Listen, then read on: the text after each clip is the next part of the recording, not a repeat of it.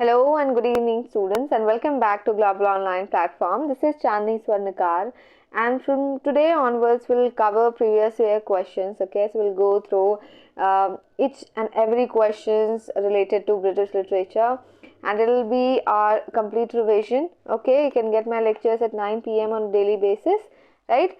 Now video में आगे बढ़ने से पहले मैं आपको बता देती हूँ दिसंबर एग्जाम में JRF के लिए स्मार्ट प्रिपरेशन करना होगा। उसके लिए ग्लोबल ऑनलाइन आपके लिए लेकर आया है इंग्लिश लिटरेचर का कंप्लीट कोर्स, जिसमें आपको वीडियो लेक्चर्स मिलेंगे, जिसमें शॉर्ट एंड स्मार्ट के साथ आपके सारे कॉन्सेप्ट क्लियर हो जाएंगे। उसके साथ ही आपको full syllabus note PDF format में अवेल कराया जाएगा, जिसे आप अपने मोबाइल लैपटॉप में डाउनलोड करके आराम से पढ़ सकते हो।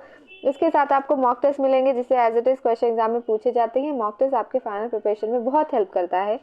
तो गिवन कॉन्टैक्ट नंबर पर कॉन्टैक्ट करके आप इसे ज्वाइन कर सकते हो। और सबसे अच्छी बात इस कोर्स की ये है that you are going to get complete paper 1 course for free. Okay, now free videos के एक्सेस के लिए जो है आप ग्लोबल ऑनलाइन ऐप को डाउनलोड कर सकते हो। सोर्स सेक्शन पे जाओगे, आपको सारे कोर्सेज की जानकारी यहाँ से मिल जाएगी। सर्च बार में जा करके सारे कोर्स का नाम लिखोगे, डायरेक्टली कोर्स का नाम लिखोगे तो आपको कोर्स का ओवरव्यू आपके सामने आ जाएगा। इसकी ड्यूरेशन, इसकी फीस, सब कुछ आपको मिल जाएगी।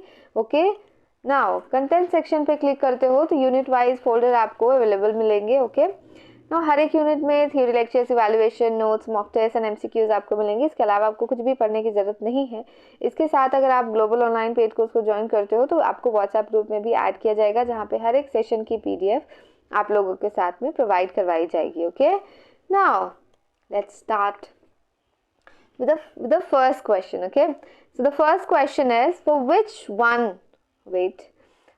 one of the following reasons in Oscar Wilde's novel The Picture of Dorian Gray, Gray breaks down when he sees his finished portrait? So the question is, I hope you understand the question. So the question is about the picture of Dorian Gray and how Gray reacted to his finished portrait. That is the question, right? Now, before answering the question, we'll discuss some of the related facts of The Picture of Dorian Gray, which was written by Oscar Wilde. Okay, so it was published in 1891, and the main characters are Basil Hallward. Okay, and the Dorian Gray is the main character, of course, and the second one is Henry Wotton. Okay, so these three characters are very important. Now let's cover the correct answer. Okay, so the first option is overwhelmed by the beauty of the portrait. Of course not. He was not overwhelmed by it. Second, overjoyed by the feeling that his beauty will be known to all. Not at all. Third, distraught by the fact that his beauty will fade while the portrait stays beautiful. Of course, this is the third one is the correct one, because he was very upset because by knowing the fact that his beauty will fade while the portrait stays beautiful. That is the reason. Okay, so the correct answer will be, of course, the correct answer is the third one. Okay, so the fourth one is distraught by the badly drawn portrait. Of course, the portrait was very beautiful. The third one is the correct answer, right? Now the second question. He that is not with us is against us. He that is not against us is with us. Okay, so this is the quotation. Who said this? You have to answer. Now first you need to understand, he that is not with us is against us. He that is not against us is with us. So the options are Charles Lamb, Samuel Johnson, Francis Bacon and Ralph Waldo Emerson. Now Charles, let me tell you something about Charles Lamb. He wrote Essays of Elia. Wait a second, Essays of Elia and the last Essays of Elia. Okay, the last Essays of Elia, right? Samuel Bacon is known for the English dictionary. Okay, I hope you know that. Now Francis Bacon has written a lot of essays, and the correct answer is Francis Bacon, because from one of his essay is, let me tell you, of unity of religion. Okay, so where he wrote this particular line. Okay, so the Francis Bacon is the correct answer. Now Ralph Waldo Emerson is very famous for self-reliance. Okay. Now moving on to the third question. In Eliot's love song of J. Alfred Prufrock, who among the following painters is the subject of conversation among the perambulating women? Okay, so women were going round and round, like revolving around J. Alfred Prufrock. Now the question is, in Eliot's love song of J. Alfred Prufrock, who among the following painters, okay, is the subject of conversation among the perambulating women? So the correct answer is, which one is the correct answer? Michelangelo. Okay, the correct answer is Michelangelo. They were discussing Michelangelo. Okay, you need to read the poem. The fourth question. Which one of the following novels of Jane Austen was abandoned unfinished? Okay, so a few of the works, of course, Jane Austen left abandoned or unfinished, but here are the options: Northumber Abbey, Persuasion, The Watsons, and Emma. So Emma was the complete work, okay. The Watson was the unfinished work. So the correct answer will be Watson, right? The Persuasion was the, of course, finished work. Northanger Abbey was a complete work. And except the Watsons, Sedition was the incomplete work. Sedition was the complete work. Then Lady Suchan was the incomplete work. Lady Suchan basically a short epistolary novel thing. Okay. The correct answer is the third one. Now the fifth question. Which of the following books is written by an English and in universal Latin, is further added by the Flemish Peter Giles? Focus here. Is revised by the Dutch Erasmus as printed at Louvain in 1516, focus here as well, later at Paris, still later at Bessy, where it was illustrated by 2 woodcuts from the hand of the German Holbein. Now read it again. Which of the following books is written by an English and in universal Latin, is further added by the Flemish Peter Giles, is revised by the Dutch Erasmus as printed at Louvain in 1516, later at Paris, still later at Bessy, where it was illustrated by 2 woodcuts from the hand of the German Holbein. Now you need to tell the examiner. The question is asking about, like, telling about what? Talking about which work? Okay, so it's talking about Utopia. Okay, of course, because Peter Giles is the character in Utopia and it was published in 1516. Okay, now except that, who was Peter Giles? Peter Giles was the friend of More, Thomas More. Okay, and Raphael was the character there. So Raphael, he was the acquaintance of Raphael Hethlode. Okay, now except this fact, let me tell you one more. Like, let's cover the Golden Legend. Golden Legend was written by Jacobus D. Voragev. Okay. Now it was 153 hagiographies, collection of hagiographies. What? Hagiographies basically covers the biography of sense. Okay. Sense biography is known as hagiography, and the Golden Legend was written by Jacobus D. Voragev, and it was the collection of 153 hagiographies, right? Now the second work is Confessio Mentis, that was written by John Gower. Okay, it has 33,000 lines. Now the fourth one is Erewhon, which means nowhere, and it was written by, wait a second, Erewhon was written by Samuel Butler. Okay, now moving on to the next question. So the next question is, the last temptation is the greatest treason. Okay, to do the right deed for the wrong reason. The quotation is, the last temptation is the greatest treason, to do the right deed for the wrong reason. It is the line from, of course, a kind of quotation from Murder in the Cathedral, which was written by T.S. Eliot. Now you have to answer, why is the temptation treason for the speaker of the lines? Okay, now basically it suggests that the greatest betrayal or temptation is when someone does the right thing but for selfish or morally wrong reasons. Okay, so if somebody is doing something with the wrong reasons, and that is actually self-serving, he is focusing on himself only, right? Now the correct answer is it is only self-serving, because whenever you do something, the right intention is also very important, not just the doing. Okay, the correct answer will be 1. Seventh, which of the following plays 18 characterized by the exclusively of a single character talking to himself?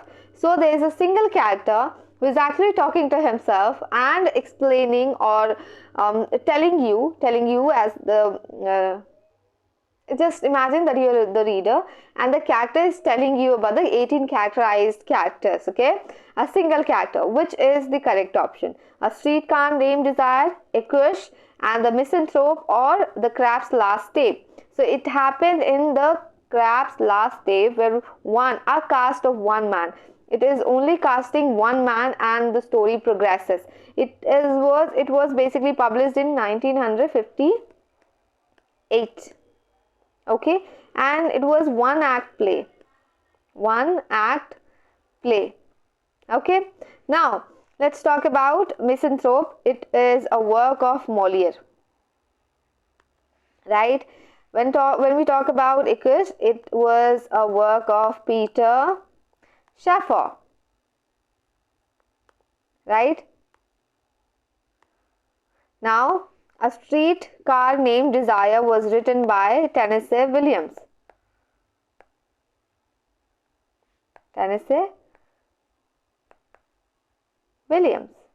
Right? These are the things that you need to remember. Now let's cover the 8th one. Now which one of the following correctly describes the meaning of Macbeth's words, life is but a walking shadow? Which? Life is but a walking shadow means that it's not permanent. Okay, shadow is not permanent, it revolves or it just vanishes, right? So he's actually saying life is but a walking shadow. What it means? So the first option is life is just devoid of light. 2, life is just devoid of substance. 3rd, life is just devoid of spirit, or the life is just devoid of stability. So the correct answer will be life is just devoid of substance, right? Life is just devoid of substance. Now moving on to the 9th one. Who among the following is celebrated in John Keats' line on the Mermaid Tavern? Who among the following is celebrated in John Keats' lines on the Mermaid Tavern? The options are, the first option is Jack the Ripper. The second was Bryson of the Park. Third, Jack the Giant Killer, or the Robin Hood. Think about it. Now the correct answer is Robin Hood. He actually talked about Robin Hood in on the Mermaid Tavern. Okay, so you need to read this particular work. Now moving on to the 10th question, number 10. Now which of the following works is reviewed in George Orwell's essay Inside the Whale? Reviewed. Okay, so basically Inside the Whale is an essay, first thing, and it has 3 parts. How many? 3 parts. It was published in 1940. So these are the facts that you need to remember, which is associated with Inside the Whale. Now the options are, first option, Henry Miller's Tropic of Cancer. Second, James Joyce's Ulysses. Third, D.H. Lawrence's Lady Chatter's Lover. Fourth, N.S. Nenn's Delta of Venice. Which one is the correct answer? So let me tell you, the first one is the correct answer. Actually, George Orwell, while reviewing it, Inside the Whale, he talked about Henry Miller's Tropic of Cancer. Okay. Now moving on to the question number 11. Considering the story of the novel, what does the title Dombey and Son for? So Dombey was a work basically written by Charles Dickens, the first thing that you need to know. Then it was published in 1848. Okay, second thing. Now let me tell you the correct answer. Let's read the options. The first option is, it suggests the choice between a son and a daughter. Second, it suggests that the commercial aspect of life. Third, it suggests the opposition between a father and a son. Fourth, it suggests the importance of a dynasty. So basically the first one is the correct answer. When you'll read, you'll get to know that it suggests the choice between a son and a daughter. What it suggests? It suggests the choice between a son and a daughter. Okay, moving on. Now, from which Greek word does the term comedy derive and what does it mean? From which Greek word does the term comedy derive and what does it mean? So basically it is coming from a Greek word. So there was two Greek word, commerce and avoidos. Wait a minute. Avoidos. Okay. Now then it came as komoidos. Then it came as komoidia. Okay. So this one is the correct answer. Komoidia rebel song. Okay. So it's coming from a commedia rebel song.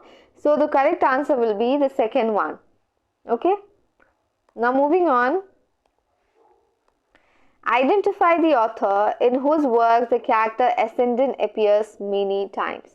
Okay. So you have to identify the author in whose works the character ascendant appears many times. Now let's read the options. The first option is Dorothy Sayers. Okay. The second, Daniel Defoe, the third, D.H. Lawrence, or the Somerset Maugham. So the correct answer is Somerset Maugham because there was work Ascender, Colin, or the British agent. Okay, so or the British agent. So this one is the work where he actually portrays a character named Ascendant. Okay, so it was a collection of loosely linked stories. This work, I'm talking about this, and it was published in 1927. Okay, 1927. So the correct answer will be Somerset Maugham. Now moving on to the next work. Next question. Sorry. Which version of the lyrical ballads was the first one to have the preface by Wordsworth? Okay. So which version of the lyrical ballads? Talking about the versions of lyrical ballad, and the question is asking which version of the lyrical ballad was the first one to have the preface by Wordsworth. Okay, so you have to answer that. Now you already know that originally lyrical ballad was published in 1798. When? 1798.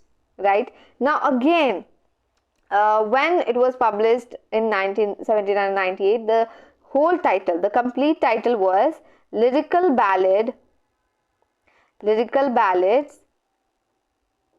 okay, with a few other poems,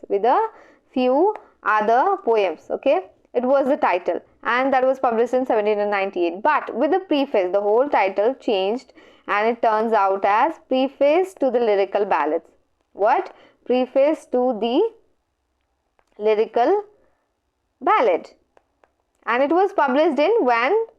It was published in 1800. So the correct answer is 1800, the second one. Right?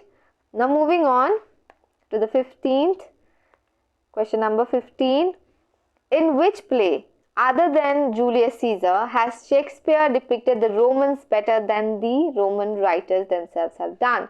In which play, other than Julius Caesar, has Shakespeare depicted the Romans better than the Roman writers themselves have done? Okay, so the options are Troilus and Cresside, second, Coriolanus, third, Romeo and Juliet, and the fourth one is Two Gentlemen of Verona. So the options, these are the options. You have to answer the correct option. You have to choose the correct one. Now I must tell you that Coriolanus basically the correct answer, and it's a tragedy. What it is? It comes under tragedy, and it was basically based on the life of the legendary Roman leader Thais Marcius Coriolanus. Okay, so it is based on this particular writer. The title is itself based on the main character, Okay, so the correct answer is Coriolanus. Moving on. Who of the following are being talked about in the following lines? Read it. You seem to misunderstand me by each at once her choppy fingers laying. Upon her skinny lips you should be women, and yet your beards forbid me to interpret that you are so. You seem to misunderstand me by each at once her choppy finger laying. Upon her skinny lips you should be women, and yet your beards forbid me to interpret that you are so. So it's a line from Macbeth, okay, and Macbeth basically talking about the witches, okay. Now it's the description of the witches in Macbeth, okay. So the correct answer is third one. Moving on, question number 17. Which of the following novels by Irish Murdoch tells the story of an aging theatre celebrity who withdraws into a life of seclusion and writes diary, journal, novel? And many of us feel excluded and we exclude ourselves. So the character here, the question is also talking about that particular kind of scenario. Which of the following novels by Irish Murdoch tells the story of an aging theatre celebrity who withdraws into a life of seclusion and writes a diary / journal / novel? So the first option is The Sand Castle, okay. Second, Under the Net. Third, The Sea. Fourth one, Flight from the Enchanter. What? The Sand Castle, Under the Net, the sea, and from Flight from the Enchanter. Now, the correct answer is The Sea. It was published in 1978. The particular work won Booker Prize as well, and it is basically 19th novel of Irish Murdoch, okay. So you need to remember these facts, okay, related to this particular work. Now moving on to the next question. To see him act is like reading Shakespeare by flashes of lightning. To see him act is like reading Shakespeare by flashes of lightning. About which Shakespearean actor Coleridge wrote the above lines? Basically, Coleridge wrote few lines, and this is the line. And the question is asking about whom Coleridge wrote this. Okay, so you need to answer that. Options are: first, David Garrick. Second, Richard Burbage. Third, John Philip Campbell. The fourth one, Edwin Kean. So the correct answer is Edmund Kean, and is known as British stage actor. And most of the time he was very famous for his portrayal of villains in Shakespearean plays. Whenever you read about Shakespearean plays, okay, so you'll read that Edmund Kean was very famous when it comes to portrayals of villains, okay. So that you need to remember about him, because someday maybe they'll ask you in a different way, the same question in a different way. The correct answer is Edmund Kean, right? Now moving on to the 19th one. Which one of the following arrangements of poets is in the correct chronological order? Okay, so you have to answer the chronological question. So you need to arrange them. So the first option is William Langland, William Dunbar, Layman. Is it the one? No. Then William Langland, William Layman, and William Dunbar. Is it the right one? No. Because Layman was the very old poet, okay, and you need to remember that if there is an option where Layman is coming at the front, so you need to see that this is going to be our correct answer. So Layman, then William Langland, and then William Dunbar, okay. So the fourth one is also the wrong one. So let me tell you, Layman basically 1200, and it is a poet of Anglo-Saxon period. Then William Langland was around 1332 to 1386, I guess. Yes, of course, not I guess, I'm sure. Then William Dunbar will be around 1460 to 1520. Okay, this is going to be his direction. So Layman, William Langland, and then William Dunbar. So the third one is the correct answer. Now, who speaks the following lines and to whom? Who speaks the following lines to whom? So the lines are, oh, look upon me, sir.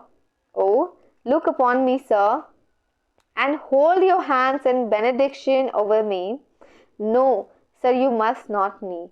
Oh, look upon me, sir, and hold your hands in benediction over me. No, sir, you must not kneel. Okay, so who is saying this line to whom? That is the question. So now it is a line from King Lear, a work of Shakespeare, of course, and basically Cordelia is talking about, is saying something to her father. Okay, so Cordelia to Lear. The second one is the correct answer.